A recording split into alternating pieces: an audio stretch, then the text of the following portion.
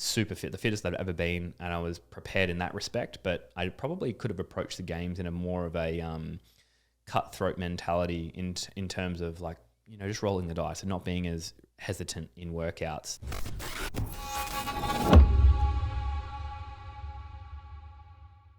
James, round 2, thanks so much for coming onto the show. My pleasure. Let's rock and roll. Yeah, so we've just worked out in the gym, did like a bodybuilding session. And of course, I wasn't surprised at all by James and like how well and easy you could train. I was like... Mate, I had a blast actually. It's been a long time since I've done a bodybuilding session quite like that. It's guys, it was intense. I have to tell you, it was intense, but it was good. Like it was exactly what I was looking for. It was it was sick. Yeah, real like slow style focus training. We were talking about, you know, in terms of like muscle health and ligament health, especially like with CrossFit, because you guys going crazy all the time. It's like, it could be like quite beneficial. 100%. I think the biggest thing that we miss as CrossFitters is the time under tension work. So making those ligaments and tendons healthy and strong, they love the time under tension. And for a lot of the time, we don't do any of that. Like if we're doing a push jerk, pushing out of the bottom position, you're locking out overhead and you're missing the entire range through the center position. So your ligaments aren't getting strong in those positions. It's literally just going from start to finish and straight back down to the start with no tension in between. And I think that's so beneficial for longevity, especially when you're training so much and the volume is so high. So it's always good to get in a bodybuilding session. And we would do this as CrossFit Games athletes. We're training all day, every other day.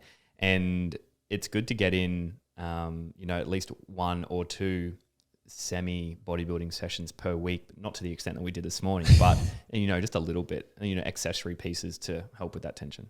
Yeah, for sure. And like, man, we were talking about the other day, you did some pretty crazy sessions, like with like Taratui and stuff like that, in terms of like doing 3-month huge, like basically just camps where you're like training all day, every day. I'd love to talk about that. Yeah, 100%. So T is exceptional. She's just like, if someone says like, who's your inspiration? And this is like one of my good friends, like was at a wedding, spent a lot of time with her, lived at her house for months. Like she just basically, her and Shane just invited me into the house and said, come and train and live with us. And that was when I was like, didn't want to train anymore. I was like, yep, I'm done. I don't want to do it anymore. And I was obviously not in a great mental state because that's, I love training and I just didn't want to train, didn't want to look into the gym. And they just said, come up and train.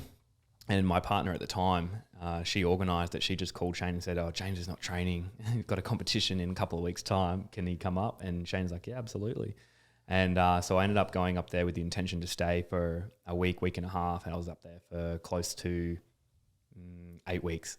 I just loved it. Every week I was like, yeah, let's do another week. Let's do another week. And I honestly went from being the most unfit I'd been in probably 8 years to the fittest I'd been in those 8 years within about an 8-week block. Just the training was so purpose-based, so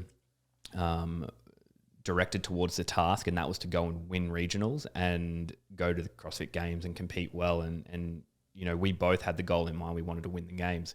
Tia went on to win the games. I didn't win the games, but I was there. And so those training blocks, those weeks of training were super high volume. Basically, if we had to look at a day, for instance, the day would start off with, we would go to be at the track, just a really quaint grass track, would be there at 8 a.m. in the morning. And we would run track. We'd be either doing 800 meter repeats, and then we'd finish off with like sandbag carries and then maybe some long distance handstand walks. So that would be that session. That would go for about maybe 75 minutes. And we also do some agility work too, just in case that pops up at the CrossFit Games. And then from there, we would go pretty much straight to the gym. We would probably do a 2.5 hour session at the gym, which would be a mix. So we'd start off with Olympic weightlifting, typically. It'd be like a clean or a snatch or a jerk or a combination of the three. And then we would move into something like more of a powerlifting style, like raw strengthening, a deadlift or a squat, a front squat, back squat, overhead squat, a press, a bench press or something like that. And then from there, we would probably transition into a like a Metcon. We would go into some type of Metcon, whether it be like a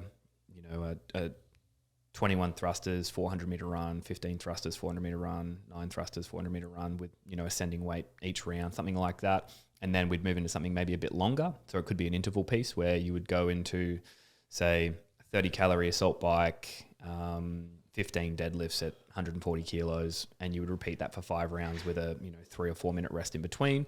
Then you would maybe do something that you would not be great at. So if for me I'd be focusing on handstand push-ups, and Tia might be jumping into muscle-ups. So I would go and specifically work on that. So it might be like accumulate 100 handstand push-ups in sets of 5 as quick as you can. So you'd hit a set of 5, even if it wasn't like a max out, you'd hit a set of 5, and then you'd rest until you think you could hit another set of 5. You just keep going like that until you hit 100. And Tia might be working on muscle-ups, and now she's like one of the best. She's the best at muscle-ups. Like, she's ridiculous at muscle-ups in terms of the field.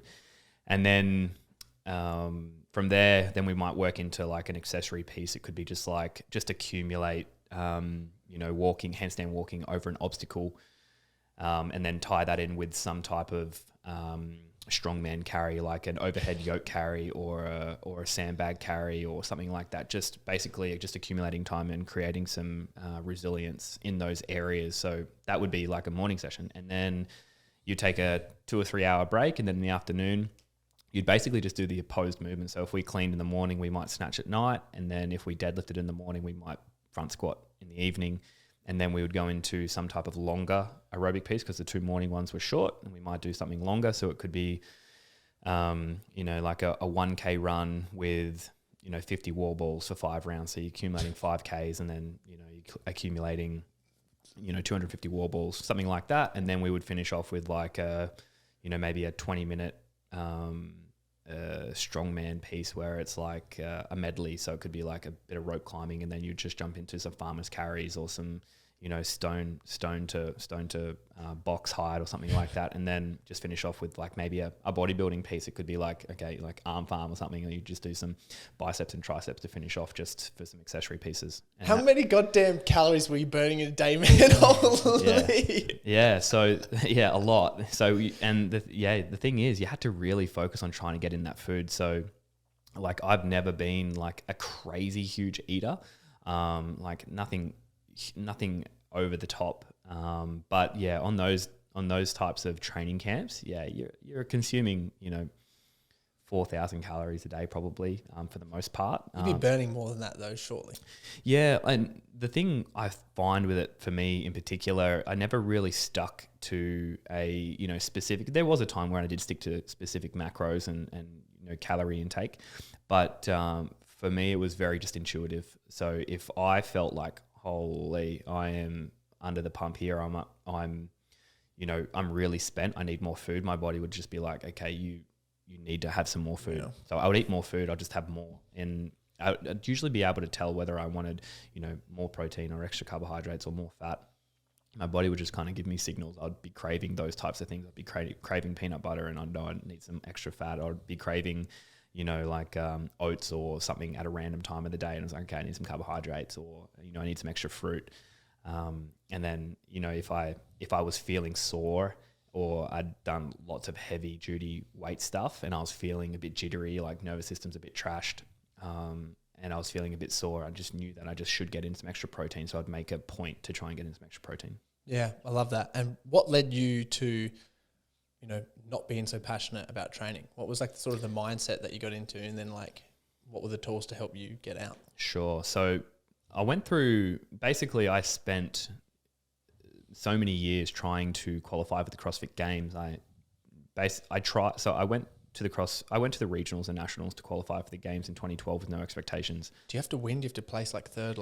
So some years you had to place top 3. Some years it was top 5, and then other years it was you had to win it. So for me, 2012, I just went to have fun. Didn't have any expectations, wasn't looking at qualifying, just wanted to get a weekend away and have a competition, and did that, placed 9th, and I was like, oh shit, I'm in with a shot. I could actually maybe qualify. Like, I have to make top 3. This is my first year here. I came 9th. Maybe I could nudge it and go to the games. That'd be cool. So the next year I trained really, really hard. 2013 ended up placing 11th.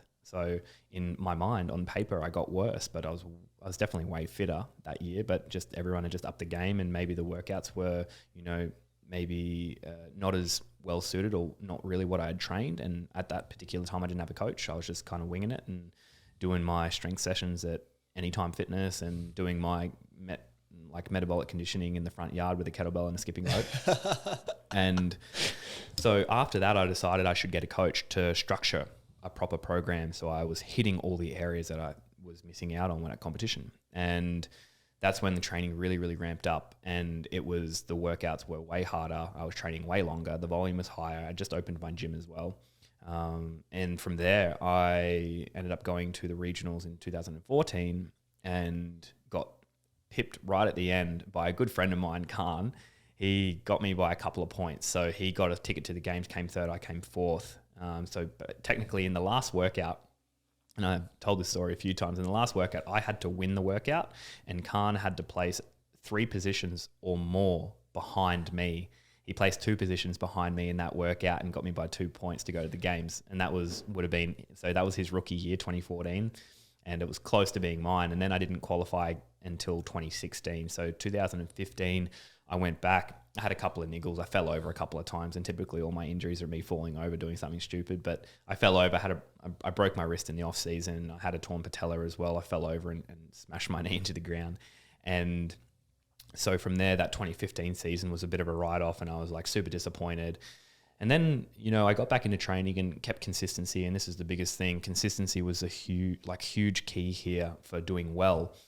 I went through the back end of 2015, got the knee right, wrist felt good, went into 2016 feeling good, feeling super fit, feeling ready to rock and roll. Felt like everything was in a position where I knew if I just went out there, and no matter the workout, I was so well rounded at that point. I felt like I had touched on every single movement, and I had capacity in every single movement, that if I just went out there and hurt really bad in every workout, I will do well. That's it. That's the only thing I thought of, was like, get to the point where you're right up at top end RPE in every one of these workouts, and everybody else will be in a similar boat or worse than you. So be confident that you'll do well. And that's pretty much all I did. And I ended up coming second that year, and that was my first qualification to the games. And so it took a while. It was my 5th year trying, and it was great. I went to the games with expectations to maybe have a fantastic rookie season at the games and do really well. Ended up 24th. I was stoked to have been there that year. Wasn't stoked with the placing. I felt like I trained as much as I possibly could, and to train as much as you possibly can and give everything you physically could and time wise, you just literally just switch off and focus every day you wake up with the purpose to train, and nothing gets in the way of that. And running a gym and having a business, things do get in the way that you can't stop. And I was just like, oh man, I felt like I couldn't do any more than what I've just done. And to place 24th, that's, in my mind, I was like, that's terrible. Like, how can I do any more? Eventually came back, got back into training, and I was super fired up to go back in 2017. I had a fantastic year at regionals. I won that region. That was my first year winning the nationals. And then went to the games, and I had expectations to do really well, because in terms of world ranking out of the regionals, and we did all the same workouts as all the other regions that year, and I had a high ranking worldwide. I think it was 4th in the world. And I was like, okay, well, if I can do that at regionals, I should be able to do similar at the games and be in that top 10 realm. And ended up placing 26 at the CrossFit Games. So something wasn't adding up. I couldn't figure out what it was. Like, what was I missing? And I just couldn't put a finger on it. I'd trained so hard, and I think I was burning myself from both ends at that point. I was putting so much effort into training and waking up with this sole purpose to just train every day, and nothing got in the way of that. From the time that I opened my eyes, it was, okay, how do I fuel up and get ready for my session? Let's go. But then I was also working on the business, and I'm super passionate about business too. I get just as much of a kick and a fire in the belly about starting and creating business, just as much as competing these days in particular. But I also had that underlying feeling back then too. So I got to the end of 2017 and things didn't add up, and I trained way harder than I did in 2016, and I thought it was smarter. And yeah, that was basically the thing that sent me over the edge. I was just like, I don't want to compete anymore. Like, Just burn out. Yeah, I'm just like, I've just put myself through the ringer, and and I've come now 26 at the CrossFit Games. I've, I put a lot of my social time, a lot of my personal life on hold to make this thing happen. And it hasn't resulted in the result that I wanted. I was definitely fitter in 2017 than I was in 16, but it didn't result. Same thing as the regionals back in 2012 and 13. And then I thought to myself, but then you gave it another year, you changed something up, something will come to you. And in the back of my mind, I knew that the job wasn't done. But in my mind at the same time, I also had this conflicting feeling that everyone was like, oh, you're going to go back, you're going to do this, you're going to do that, you're going to have a great time, you're going to crush it. And all I wanted to do was say the opposite of what they wanted to hear. And I don't know why. Like a self-belief, fear of failure type of imposter syndrome type thing? Yeah, probably. And that's like, I remember being like, everyone's just like, are you pumped to go back in, 2018? I was like, no, I don't want to go. I don't want to do it. I don't want to train. And I didn't train for 5 months. Like I didn't do anything. And that's so unlike me. And I just didn't want to train. I didn't want to be in the gym. I didn't want to push hard. I didn't want to do any of that stuff. And I just thought, there's just something's not right. So I think I was just burning it at both ends there. And then that's when my partner at the time, she called Shane and said, James is not training. The qualification is like 2 weeks away. He hasn't done anything. Can he come up there and get out of Adelaide just for a little bit, a couple of weeks or whatever? And that's when I put myself in a different environment and surrounded myself with Tia and Shane and the crew that they were training with up there. And that just put me in a completely different mindset. I took away one huge stress, which was business at the time. And I just focused on training and just being around people that, their sole purpose as well was to go to the CrossFit Games and compete well. And that's exactly what I needed. I just jumped into that and just thrived. And then ended up having the most within that span. So I started training in February, right before the Open in 2018. And I ended up just qualifying for the Nationals. So the first week was terrible. Like it was a rough workout, and it was based over 5 weeks. So you did a workout each week for 5 weeks. And at that particular time, I hadn't done anything for 5 months. So I had to try and get a qualifying ranking or close to it. I placed 160 in Australia in that first workout, and I had to repeat the workout for the first time in years and years and years. And then I think I ended up getting maybe 110. I got 110th in that workout. So I had to work really hard in the last 4 weeks to qualify. So I went from placing 110 in the first workout. The next week, I think I got like 78. The next week, I got maybe 45. The next week, I got like 22. And then the final week of the Open, I ended up winning the workout. What? So, that is crazy. And I'd never won an Open workout. It's like the Open is typically not my jam, but ended up winning a thruster chest to bar workout, I think it was. And it was, unheard of. So I could see the progression. I could see myself getting fitter every single week. Yeah, and mentally just pumped to do it. And Tia and Shane are just such positive people. Like she just super resilient, just loves to get after it.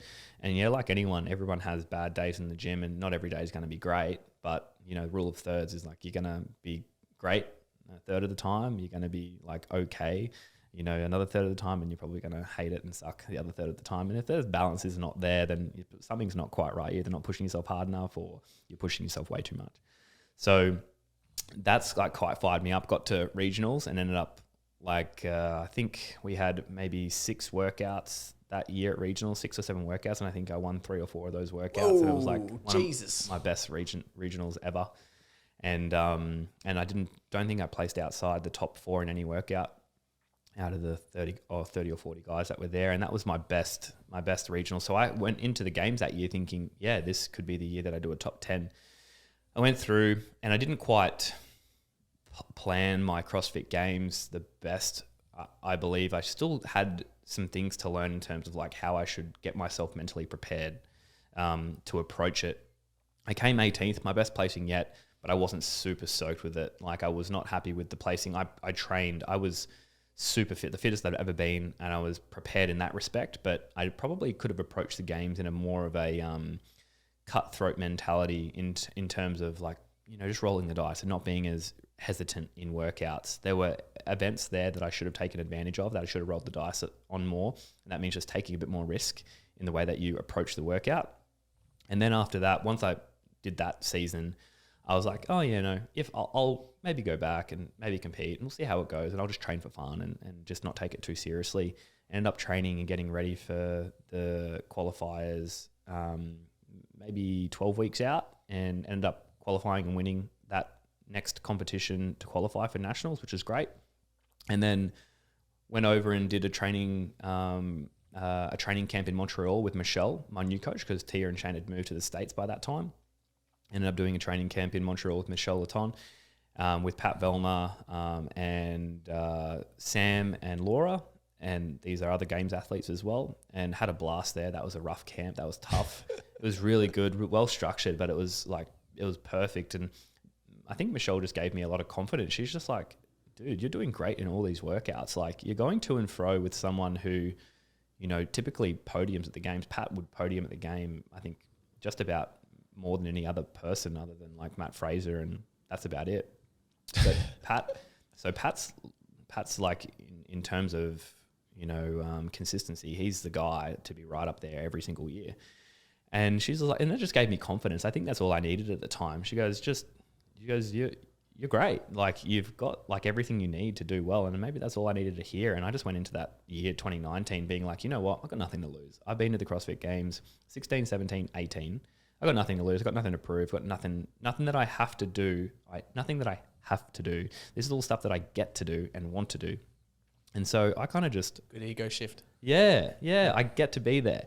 And I was just like, you know what? If I send it and fail, no problem. I've already come 24th and 26th. Can't be much worse than that. And then, you know, and if I do well and things add up, then fantastic. And all I really wanted to do that year is I wanted to go there and I wanted to enjoy more than 50% of my time there, because every other time I'd enjoyed less than 50% of my time at the games. And because when you go there and you don't place well and you've got a week of rough stuff, it sucks. It's not fun. Like, everyone's like, oh, being at the games is great. No, it is hard.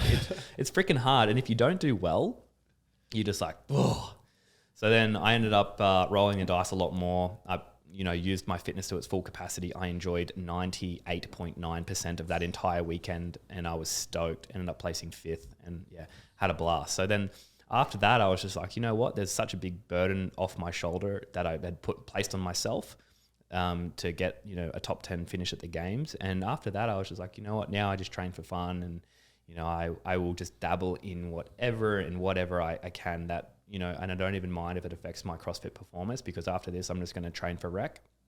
And, you know, I'm going to do some things that I've always wanted to do, you know, jump into powerlifting comps, jump into strongman comps, do some Ironmans, do some triathlons, and, you know, just do some stuff that, you know, just fires me up, and then, you know, work on business. And, you know, if CrossFit comps roll around and, you know, people want me to jump in and do it, and I see something that I want to do, then I'll just jump in and do it. Yeah, I love that so much, man. And you're like also like world-class entrepreneur. Like, you're try as best as you can in business. So you obviously love that, and you get the same kick out of it as well. What do you think are some of the lessons that you have learned through like CrossFit Games and being a professional athlete and competing on a world stage in terms of mindset, discipline, hacks, whatever it is, that also apply to business in terms of thinking like, you know, I can do it, I can get there, whatever those are? Absolutely. So performing well on a competition floor and performing well in business, there are so many crossovers. There's an overlap in so many different ways. And the biggest overlap that I see is whatever I focus my efforts on and have consistency focusing my efforts on always results in good outcomes for me. And it's just, and progression. So for instance, I could create I could work on, say I'm not great at thrusters. I'm not good at thrusters, don't like them, then I don't feel like I've got good capacity in them. If I focus on working on thrusters and I'm consistent working on my thrusters do get better. And I've seen progression there. When I write an ebook and I bust out this ebook super quick, and, you know, I don't pay much attention to it, and I just get it done, and I basically do the draft, and that's basically done and dusted, and I get it done quickly. I put it out and it doesn't do that well. I'm like, oh, wow, I don't know why that didn't do that well. It didn't, you know, I didn't give it as much as I possibly could. Then I'll write another ebook and I'll put tons of effort into it. I'll be consistent in working on it every day for a few weeks, and I'll put effort there, and then I'll finish it and think, oh yeah, it's maybe just a bit better than the other one, but maybe it's on par. And I'll put it out there, and it does astronomically. It does 1,000 times better. Whatever I put my focus and energy into, I always get those returns back, and usually 5-10 fold. And that just is something that people can take away, is that whatever you put your focus and energy into and you are consistent with every single day, you will see results and they will come back. We were talking about this before. It's like you can look at someone's physique and shape and you can see what they do on a daily basis just by looking at them. Same thing goes with business. If your business is thriving, you can say, okay, this person works on their business every day, you know, or if this person, you can see that they just have, you know, a beautiful demeanor, you know, that they work on themselves on a regular basis because they're content and they're happy and they're doing all the things. They've got a smile on their face all the time. And the same thing goes if someone is crushing sport, crushing tennis, crushing swimming, crushing CrossFit, crushing bodybuilding, you can tell that they spend a lot of time focusing on that area, and that's it. And the same thing goes for business. If you don't focus on the business, it's not going to do well. If you focus your time and effort on the business, and you might put time and effort into something that you don't think is going to yield any returns, but even if they don't yield acute returns, it will teach you something that you'll be able to yield returns on somewhere else, and it'll give you some lessons. Yeah, especially if you're giving it full focused attention and effort. 100%. And you know, no matter what you do, if you try something and it doesn't quite work, at the end of the day, you've learned something regardless. You know, you'll take it away and you'll use it somewhere else. Yeah, and like you try a whole bunch of stuff. Everything. Yeah, you tried tons. Yeah, heaps. Yeah. You do specifically. You do heaps of kind of stuff. Yeah. Like I've always enjoyed like creating and seeing something, and even to the point of like, you know, project cars. I love project cars. Love seeing them come to life. I love watching them go from, you know, a shit box to something really, really cool. So I think it's just creation. I really love creation. I love like putting my mind to work, and I've always, and that was almost like what I was wanting to do with training and with CrossFit, was like putting my mind to like, oh, let's create this ultimate hybrid athlete that can do anything. And I was almost using myself as a project or a creation to try and see what I was capable of. See like how far can you push the boundaries of physical capacity, and how far can you go to the ends of the spectrum. I've said this before. It's like you've got someone who can deadlift, you know, maximal capacity deadlift 500 kilos, and you've got someone who can, you know, run a marathon in 2 hours. How far can we get an athlete to do both of those things really well? They're maybe not ever going to deadlift 500 and run a 2 hour marathon, but we might be able to get them to the point where they can deadlift 300 and run a sub 3 hour marathon, something like that. That would be pretty cool. So that was my whole thing. I wanted to be as hybrid as possible. I wanted to, you know, just dabble in a bit of everything. So, you know, do some strongman and powerlifting, and also do, you know, long course Ironman that takes 10 hours. Yeah, that's just fun for me. I just enjoy that. Yeah, it's the challenge. It's real cool because that reflects in your business, because it's like you're telling me before, and you're like, I'm making and selling tables. Yeah. I mean, I'm making and selling tables. Yeah. I'm also creating like Speedo brand. Yeah. And then you've got like the cologne and all the other stuff happening, and the plant protein. Yeah. Like I love that in terms of like stretching, just having fun with all of it. How do you balance everything, man? Yeah. Well, yeah, the balance is tough because, and that's probably navigating that is one of the toughest things. And I think you just have to have a plan and have a focus for the particular time. And, you know, I think also having, and this goes hand in hand with sport as well, you need to have a good team around you. If you've got a great team around you to help support you with what you want to do, and you do the same for them, then there's not going to be any conflict at the end of the day. If you're just, you know, constantly taking and never giving anything back, then you'll wind up with no friends and no business. So it's mainly about having a good support network. So for each of those businesses, I have a support network that helps me work with those things, so I can do multiple things at one time. And yeah, I love the creation side of things, and you know, they're all things that I, you know, really, really enjoy working on. You know, with plant, there was a necessity that I saw, or a space that I saw in the market that, you know, we could really, really help people gain health with, especially when it comes to, you know, overall health and gut microbiome, and creating something that was healthy for people, that really we hadn't seen before in terms of the way that we've created this one. It's kind of unique, and I'm really excited to delve into it. I love it, man, because even just when you talk about it, I haven't seen a protein that's like, hey, this protein also completely heals your gut. Yeah, it's great. Well, what? that's the thing. Like, I was just like, okay, so what are the biggest downfalls in plant protein? And for a lot of people, when we did our market research trial, it was gritty. It didn't taste good. It didn't mix well. It didn't hydrate well. It didn't shake up well. And then there would have been a handful of people that said, yeah, it didn't sit well on my stomach. I was feeling a bit bloated and I didn't quite like how it digested. I've had that experience from some plant protein. Yeah, 100%. And a lot of the times they just mix in a lot of extra ingredients and way too much of those ingredients. Like typically, things like calcium carbonate and magnesium, they just go way overboard. Literally what you're basically dusting your hands in when you're at the gym in the chalk bucket. And it's not good. So you don't want to be ingesting that. And then it clumps inside the stomach. So it becomes and it binds and it doesn't hydrate well. And you need it to be this soupy mix before you can digest it properly.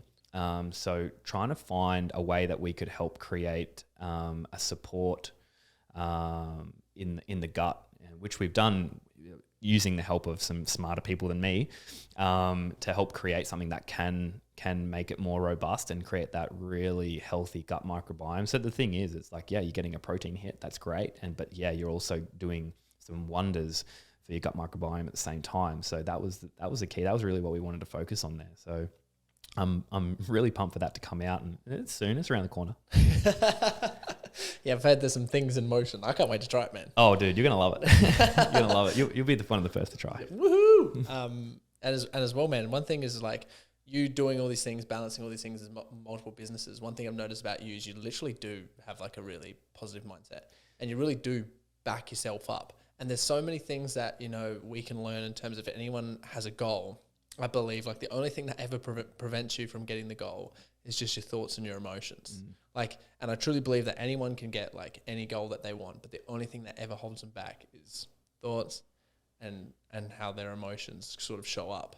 And I just like you to talk about how sort of you keep real positive and like your way of how you're doing it. Yeah, I think that'd be like real beneficial. Sure, especially because like James, there's so much, guys. Like there's just so much going on.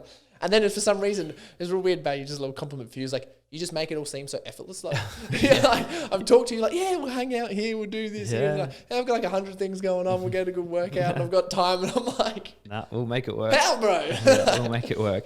Well, I guess the thing is you got to come at a lot of this stuff with, you got to literally discard the ego as much as possible. And for me, I don't do anything perfect. I think the thing for me is I dropped the ball for sure, and I recognize that I'm not perfect, and I recognize that I've dropped the ball in areas of my life in the past that it's like, okay, that's something I can work. Like what? Like, so for instance, I was a terrible communicator for a very, very long time, and I still have, issues working on communication, or for instance, saying, is it like talking about your emotions or? Well, like saying no. Oh, so saying no, I was like a bit of a people pleaser. Yeah, absolutely. So I would always, I'd never want to rock the boat. Never want to make someone feel. I'd never want to make someone feel awkward. I'd never want to make someone feel bad. I'd never want to make someone feel like, feel silly in a situation. So, I would find it hard just to say no. It's like, hey, do you want to go to the movies? Yeah, sure. That sounds great. I don't really want to go see that movie, but I'll just say yes anyway, just so they feel good. You just want to make that person feel happy. But at the end of the day, that does not do you any justice. Like it doesn't. Like, you need to be able to be more, and this is what I've learned in the last few years, or I'm trying to learn and trying to get better at, because at the end of the day, I don't know everything, and we will never know everything. People, even experts in their field, still don't know everything yet. And I'm still trying to figure out how I communicate better. I'm a much better communicator than what I have been in the past. But learning for me to be able to, say no when I want to say no, and be able to, I think that the power of that is quite cool. And I'm getting better at it. I haven't been the best, but I'm getting better as we go. But for me, I think, working on those areas and really honing in on that'll actually not only make my businesses and my personal life better. I just know that that's the end result. So I'm prepared to, I want to make progression there. So I'm always happy to work on myself and know that, I'll never be perfect, but I'll have a crack at becoming better. And at the end of the day, if I can be better every day, then that's good. And that's like doing the inner work, you know, which sometimes is so important, just realizing and like acknowledge those things and moving forward with them. And like, dude, like, why do you think you would say yes to everything? And I find it such a common thing with all the people and the men that I work with. It's like everyone just says yes too much to stuff, or they give and they give and they give and they give, and then they get to a point where it's like they have to receive, and then they're like, oh, I can't take a compliment. Yeah, you know 100%. And they can't feel because they've burnt themselves out giving too much, trying to get validation or acknowledgement. Or like, for instance, if, you know, you just say yes constantly, you're just constantly saying yes to everyone and everything, you get to the point where you just want to throw your hands up and you just run away and you hide from everything. And everyone's just like, what's wrong with him? Like, I haven't heard from him for a while, or he's off this planet. I don't even know what he's doing or where he is. Pressure. And then you're just like, well, I've done this to myself. You know, I've literally done this to myself by just being, you know, a yes man. And I don't know really where it stems from. Been trying to work it out where it stems from, but I don't know. Usually it comes from like some sort of point in people's upbringings. Yeah, well, I've tried to think about that, and I guess what maybe, like, I was one of 5 kids, so one of 5 kids, you know, we just grew up in just a regular household. You know, mum and dad did everything to try and keep us happy and healthy. So there was a lot of kids around, and I could see the types of stress that having 5 kids put on my mum and dad, even from a young age. I could always see that, and so I never really wanted to be the one that put extra pressure. So if it was like a matter of, you know, just, you know, taking one on the chin, it'd be like, cool, that's fine. You do what you guys got to do. We'll make it work. And mum and dad went out of their way to make sure I could get to sport all the time. So seeing how much pressure and stress was on them, I think for my siblings, it was always just a matter of like, okay, you won't be able to do this because we've got to do these other things. Okay, that's fine. No problem. And you just get in the habit of saying yes. And then also if you wanted to, you know, go and do something yourself, you just make it happen yourself. So I became like quite self-motivated to go do my own things and figure those things out. And I think maybe from there, it was just, you know, just became a natural thing for me just to, you know, just want to be you know, please everybody at the same time. And that came, like, it does help in a sense for a thing, but long term it's not great. Like, blessing and a curse. It is, yeah. And, you know, it doesn't do great things for, you know, like relationships and things like that. Because if you're constantly saying yes all the time to things that you don't particularly either want to do, or you think you can suck up and just put on a brave face for it. And a lot of the things you think, oh no, I can handle that. That's fine. I don't particularly want to do it, but I'd love to see that person smile. You'll just do it. But then you suffer in the long run, and it's not great. And that's something that you don't realize until you get to the point where you're, you know, I guess fed up, or your stress bucket is overflowing because you've just said yes to 5 things that you can't do, or 5 things that you'll do and do to an average capacity. And if you're a high achiever or you're a perfectionist or close to it, you'll just be constantly disappointed. And you're just chasing your tail. So learning how to navigate that it's literally okay to have, you know, a somewhat awkward conversation and say, hey, yeah, you know what, I don't really want to do that, you know. And it's quite fun. A lot of people will actually admire that more than you just saying, yeah, let's do that, let's go, let's rock and roll. So if now I'm really trying to focus on, like, if there's something that pops up that doesn't quite sit well with, you know, my schedule or my time frame, I'm more than I have in the past been able to be like, you know what, we can't do it this Wednesday, but how about in 2 Wednesdays time? And that's just, and it's, you know, it's been a really cool thing for me to try and understand, and having some tougher conversations in that space for me. For some people, this is super easy stuff. For some people, it's like, no, I don't want to do it. I can do it next month. But for me, having that conversation, I feel like you're almost, you know, I'm just like, oh, I'm going to disappoint someone. Oh, God. Holy, I can't do that. I can't hurt this person, goddamn. Like, yeah, it's just like, oh man, what can I do to make it up to him? You know? So, but you can't constantly live your life like that. Otherwise you'll hit some roadblocks eventually. I've outsourced that to my calendar now. That's great. And that's a really cool tool to use. I think those types of tools to be like, you know what, if it's, not in my calendar. It's not happening today, but we can book it in. We can book it into a day that really, really works, and it has to work for you. Because if you don't support number one, you're not supporting anyone else around you. I think it's being really clear on your priorities as well. I think it's like really good to get like clear on just sort of figure out, okay, what do I most prioritize? Yep. What's like biggest bang for buck? What do I most enjoy? What are the things that I most value? And then just really understanding those and go, cool. Yeah. I'm working these when I can. 100%. Makes your like existence more fulfilling. Yeah, 100%. And that's been a big thing trying to juggle Plant, Le Boys and Soul Sense is, all these things are coming up. They're all, forming and probably going to be launched with all within 6 months of each other. So really trying to prioritize, okay, what's first, what's second, what's third, and how do we make sure we make most bang for buck in each single one? Like how can we prioritize and make this work really, really well and do a good job there? And also making sure there's enough time to, do the things that, ultimately keep me buzzing and happy. And that's, training as well. So getting in and making sure I get in a training session every day, that's key, no matter how big or small. And this is what I say to a lot of people is like, how do you just stay motivated? So it's not so much about that. I said consistency for me snowballs everything else. So for instance, if I wanted to run 45 minutes today because I'm looking at doing a race in November and the day just got away and things popped up that needed immediate attention last minute that wasn't in my calendar but must be done. It's like, okay, cool. Let's just roll with the punches here. And you know what? Instead of going out and doing 45 minutes, I'm going to go for a 12 to 15 minute run. But then tomorrow doing a training session is so much easier to do than missing that day, because then that day's been missed. It's harder to find the will to want to get it done that day. It's like, you know what? I'll just start on Monday instead. I'll just miss the next couple of days and I'll just start on Monday. But getting that 10 to 15 minute run or walk or whatever it is, or push-up set, it doesn't matter. Doing the next day is so much easier because you know what? I haven't missed a day. I'm still consistent. I'm still here. I'm still going. And I think those little things just go a really, really long way. And it also, for me, there is physical stress, there's mental stress, and you've got this bucket here. And if that bucket becomes overflowing, you're in for a rude shock.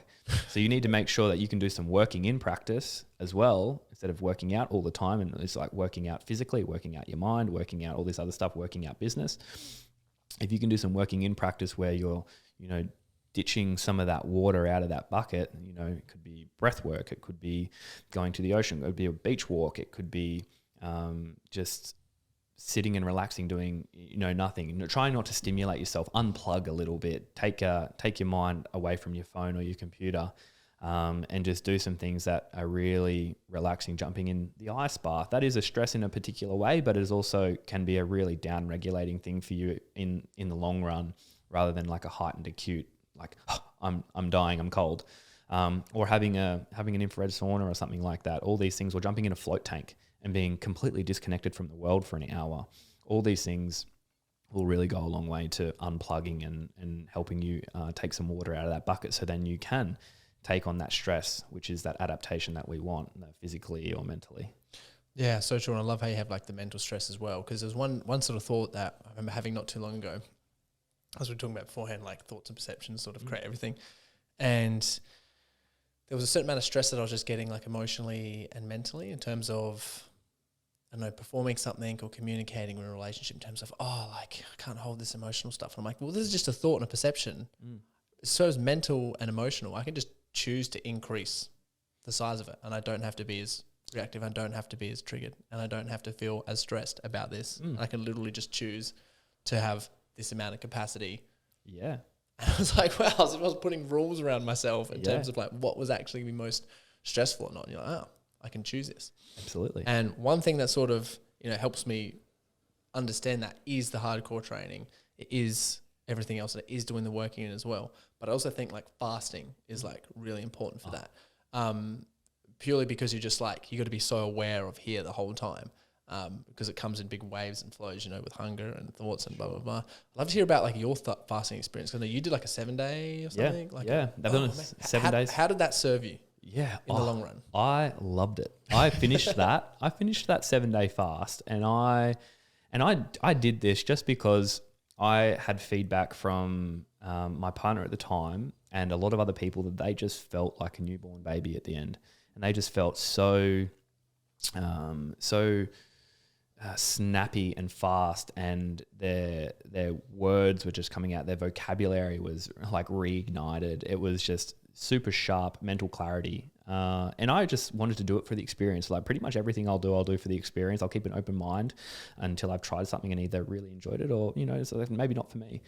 But the 7-day fast was epic. I finished that and thought to myself, this is something that I should do, maybe not every year, but every couple of years I should go and do at least, a 4 to 7 day fast would just be good, just as a bit of a reset, relax, like unplug a bunch, and just sit and relax, because we do live such heightened, fast-paced lives where we're working out a lot, we're putting a lot of time into a lot of stuff, and, just having a bit of a reset. So for me, that 7-day fast was fantastic. Basically what we did, we were at a retreat area in Bali, it was in Ubud, and we would do vegetable broth of an evening. And then throughout the day, I think we had 3 juices that were just a mix of some greens, but the juices were only very small. It wasn't a big like juice filled with much. It was just tiny little shot, almost a shot of juice, which had some, bentonite clay and some other bits and pieces in there.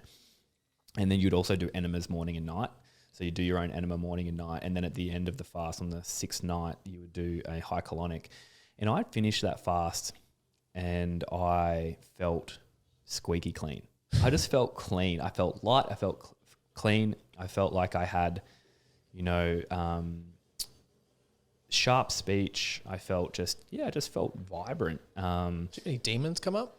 No, I didn't. So good. No, well, like lucky enough, for me, I haven't had to probably deal with, I guess, as much, maybe as much trauma as say somebody else would have. So I'm quite lucky in that respect, I guess. But for me, it was more about I wanted to see how it made me feel mentally. Obviously, physically, you lose weight in that week, but the weight is put back on within 2 weeks anyway. So I think I started it. I did it straight after the Ironman in 2019, and I was 84.5 kilos post Ironman, and I think I dropped to 77 kilos during that at the end of the week. And then I was got shredded. Yeah. I felt skinny. I felt really skinny. But then within 2 weeks, I was back at 85 kilos. Yeah. So, but I was just basically reintroducing very simple foods, like it was berries for a day. Then it was like starchy food, like potato for a day. And then you started adding like other bits and pieces, things that were a bit hard to digest, like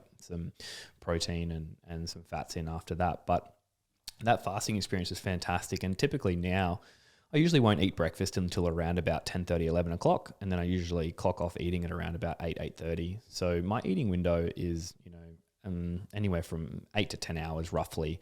And I quite enjoy that. I feel like I get enough energy, and I'm only training typically once a day at the moment. And then sometimes if I can get in an extra session, I'll do it for sure.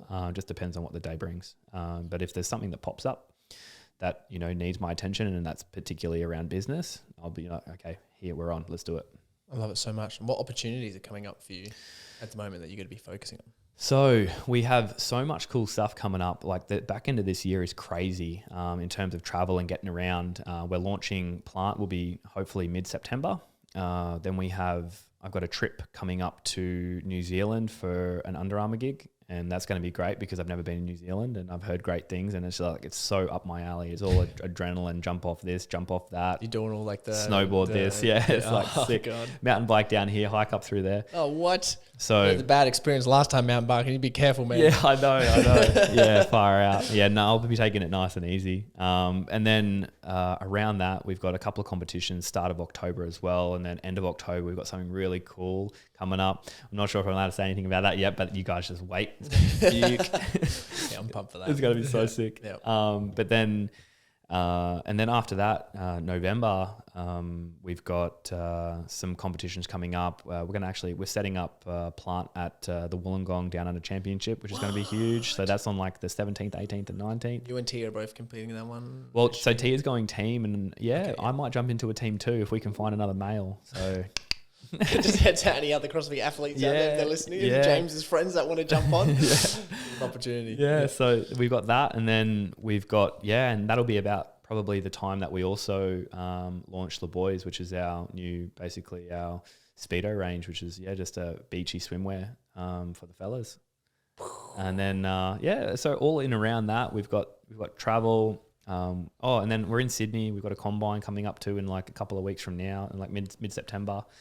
And then towards the back end of the year, and then November, I think I want to do a half Ironman as well. And then December, there's a full Ironman in December. So as well. So there's plenty of stuff on, but I'm just trying to get to it as it comes. And this is the thing, like I love being like, look, I could do a bit of CrossFit, and I probably at the moment only CrossFit once a week maybe. And then I'll run probably, at the moment I haven't run for about a week, but I typically run 2 to 3 times a week. I'll probably try and swim at least once or twice a week. I'll try and get in and do some type of hypertrophy session, maybe 3 times a week.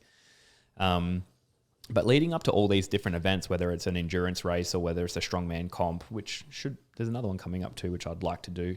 But all these things, the type of way that I train at the moment, it's because I've been training, and we were talking about this before, because I've been training for roughly 18, 19 years.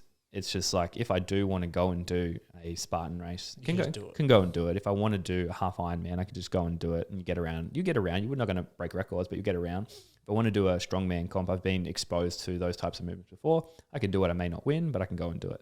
So these things are just fun for me to do. That just keeps me occupied, keeps me happy, keeps me motivated to get in and have a good weekend of it and create some cool memories. And at the end of the day, if I'm happy, having fun, and I'm healthy, and I'm creating memories, and I'm stoked. It's crazy. So much travel as well. Yeah, lots of travel all over the place. Do you have anyone coaching you at the moment? Do you have coaches?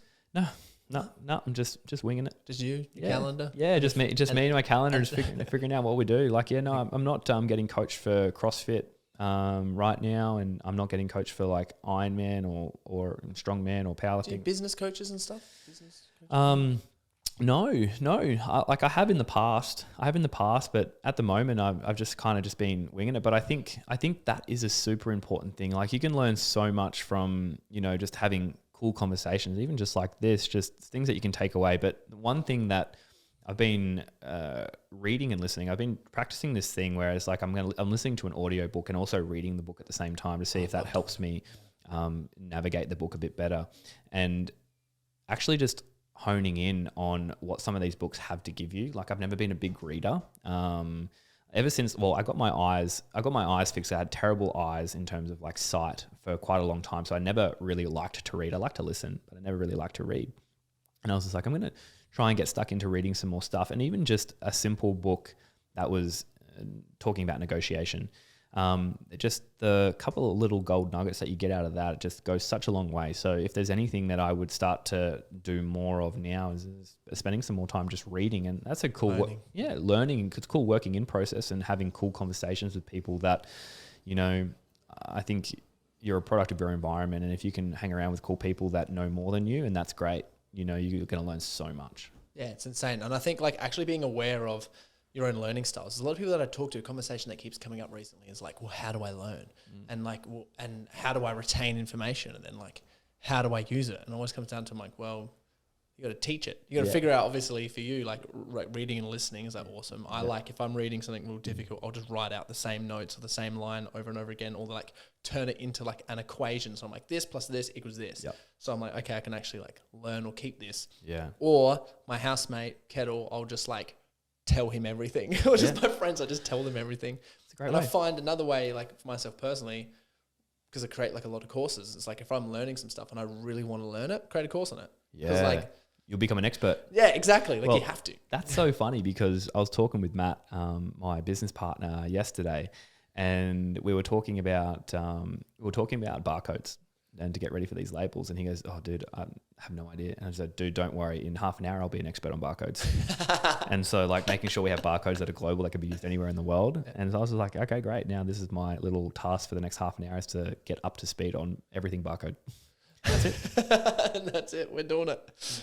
Yeah, I love it. And actually creating something about it. Yeah. No, so I think it's good. And if you can relay these things that you've learned to people, and hey, hear me out for 15 minutes while I talk your ear off about negotiating, then like you just talk about it, and then it just becomes ingrained, and it just, that thought then doesn't really leave your mind. And one thing on that as well, which in terms of actually learning and retaining information, is sometimes because we've got our busy lifestyles, right? Relationships, social, fitness for you, traveling, competing in like 100 different things, and like all the different goals and the stuff that we want to experience. We want to be real present, but we also want to have like fast energy lifestyles. And some people are people pleasing. Some people say no too much, like whatever it is. And you're like trying to learn about yourself and everything in the world is like, it's crazy, you know, like overwhelming sometimes, but like our brains just have capacity. We can learn as much. Yeah. We will never stop. Yeah. Ever learning. Our capacity to learn, I believe it's like limitless. Yeah. 100%. Like completely. I agree. I think the areas that we focus on the most, and at the moment I'm trying to focus as much on, you know, getting into the nitty gritty of, you know, how the microbiome works, just so I can understand that better, just because it's so intriguing to me. It's so much stuff that I'm just like, it's just fascinating, and it just fires you up to learn more. You're like, oh my God, I didn't know that happened. Didn't know you could do that. I didn't know that, you know, that promoted good health. I didn't know you could create branch chain aminos in the gut. I didn't know they would actually, your gut bugs would actually create those things when you're lacking or need them. So those things are just, it's great. It's great knowledge for you to take away and just to build in the bank. And I don't know, I feel like it just makes you a better person when you continue to learn. Oh, so true. Especially when it comes to like things like that. Because I believe it's like, well, do I need this? Do I need this thing? Do I need this? Do I need to rely on this, depend on this, depend on that? And you can figure out the things where you're like, no, I don't need to depend or rely on like so much stuff. Yeah. And there's some things that I do. Yeah, 100%. No, I completely agree with that. Yeah, it's exciting. And you know what I'm doing now, I would have had no idea that I was doing this 2 years ago. And everyone was just like, oh, what's your 5-year plan? And it's like, I don't know. I was like, I can try and give it to you now, but I can almost guarantee that in 12 months time, it'll be completely different. It'll be changed. And it just keeps evolving. Guys, James moved up to Gold Coast and made the decision in a day. He come up here and he was chilling, and he like, we were down at Burleigh, and then you like moved Gold Coast. Yeah, pretty much. So I think I was this is all like a ruse, because basically Matt said, hey, come meet me at Burleigh Pavilion. I was like, okay, cool, I don't know what that is, but yeah, let's do it. And I rocked up, and it was 23 degrees. It was on the coast. It was on the beach. It was overlooking, you know, 4 to 5 foot waves rolling through with only half a dozen dudes out surfing. We were sitting there, and I was having a drink, and I was just like, it's Tuesday at 2 p.m. Like, is this like normal? And he's just like, yeah, it's normal. I was just like, realestate.com, where are the places? And I literally found a place, and I had a meeting there like 23 hours later, and I said, yep, I'll sign this, let's make it up. And I moved up 3 days later with no intention of moving to the Goldie, like much prior to that. I'd thought about it before. I thought, oh, you know, Gold Coast is somewhere I think I could end up. But, you know, I wasn't planning on going up there and pulling the trigger. And then I was like, when I got there, I was like, yeah, okay, this is definitely, because I was like thinking, I do want to be somewhere warmer, and I thought maybe Sunshine Coast or somewhere by a beach that's a bit warmer. I don't really know where it is, but then when I got here, I was like, yeah, done deal. Yeah. Your environment is like everything, I believe, and if anyone is just listening and you're feeling stuck and you know you need to change your situation or environment, like figure out, I think, where like you best are, make the damn decision. Yeah, I agree, and it's like it's been so productive. It's been so productive being here, just wanting to immerse myself in learning and connecting with people and all that type of stuff that just goes a long way for the goals that I currently have. The goals that I currently have is to really, you know, make something that's going to change the world in terms of health. And also, you know, these passion projects that I have as well. This is a great place to be for it. And it just makes me want to work on them every day. So good, man. So for everyone listening, where can they find you if they don't know you? Yep. So my Instagram is literally just at James Newbury. They can visit me there, and I've basically, if they got any questions, I always get back to all my messages on there. So yeah, feel free to flick me a message. And for all the things that are coming out, where can they go to sort of figure out or be like updated on all the projects that I'll have a link tree in my bio, so they can check out the link tree, and I'll put all the projects up as they're about to launch.